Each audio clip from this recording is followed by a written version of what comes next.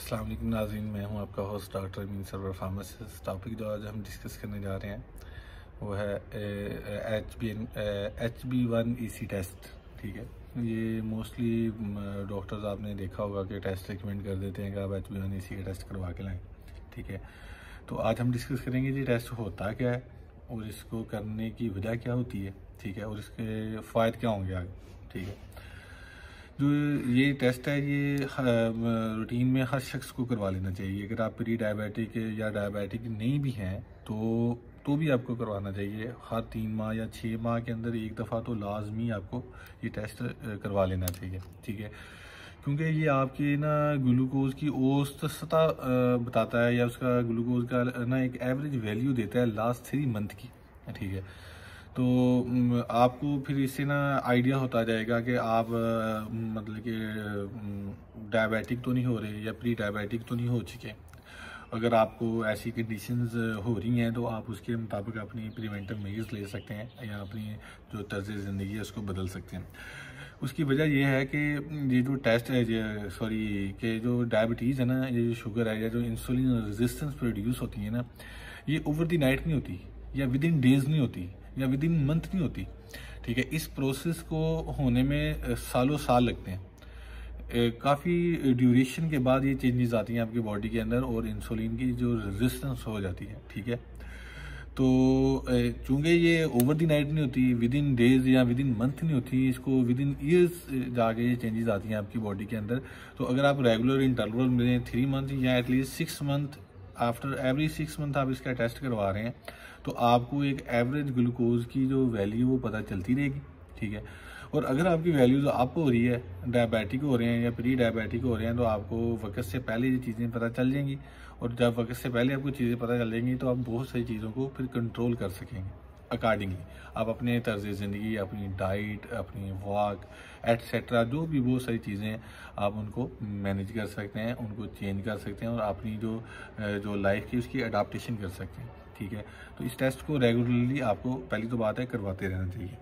ठीक है, ये एक सिंपल सा खून का टेस्ट होता है, आप इसको किसी भी वक्त करवा सकते हैं। लाजमी नहीं है इसमें कि जैसे LFT या RFT का टेस्ट वगैरह होता है तो मोस्टली लैब वाले आपको कहेंगे कि जी आपने वो करवाना है, एम्प्टी स्टॉपिंग आना है, कुछ भी खाए पिए बगैर आना है। तो ऐसा कोई कंडीशन नहीं है, आप किसी भी वक्त इसका सैंपल दे सकते हैं। ठीक है, ये टेस्ट वर्क कैसे करता है।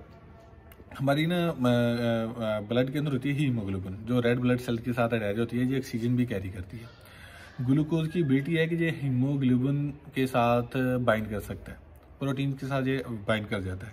ठीक है, जब ग्लूकोज का लेवल अप होता है, ठीक है, ज़्यादा ग्लूकोज का लेवल होगा तो ज़्यादा प्रोटीन आपकी हीमोग्लोबिन के साथ बाइंड करेगी।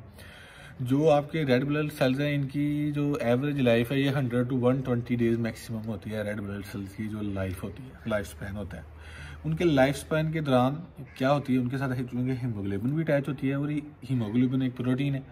ठीक है, इस टेस्ट का नाम भी इसीलिए है, इसके स्टार्ट में जो HB आ रहा है वो इसीलिए आ रहा है क्योंकि ये हीमोग्लोबिन के साथ जाके अटैच होता है ग्लूकोज। ठीक है, according to your average glucose level क्या होगा, जो ग्लूकोज है वो जाके बाइंड करेगा हीमोग्लोबिन के साथ।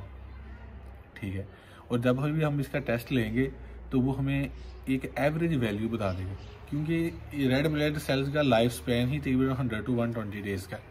ठीक है, इसमें उसकी कह लेंगे सिंथेसिस से लेकर मैचुरेशन और देन डिग्रेडेशन तक टोटल प्रोसीजर होता है इसके दौरान। ठीक है, तो चूँकि ये इसके साथ बाइंड करेगी तो जितना ज़्यादा ग्लूकोज होगा उतना ज़्यादा ये प्रोटीन के साथ बाइंड करेगा।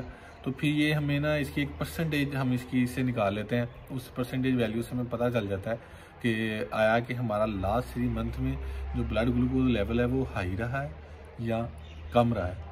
ठीक है, या नॉर्मल रहा है उसकी। अब ये देखें कि समटाइम आपने फूड ली है या कोई शुगरी फूड ले लिया या कोई बहुत ज़्यादा स्वीटनेस वाली या मिठाई वगैरह इस्तेमाल कर लिया या फ्रेश जूसेस ज़्यादा इस्तेमाल कर लिया तो फौरी तौर पे आपका ब्लड ग्लूकोज लेवल अप हो जाता है। ठीक है, वो आप अगर इंस्टेंट मीटर से चेक करेंगे तो आपका ग्लूकोज लेवल हाई होगा, लेकिन वो डायबिटीज़ नहीं है आपको।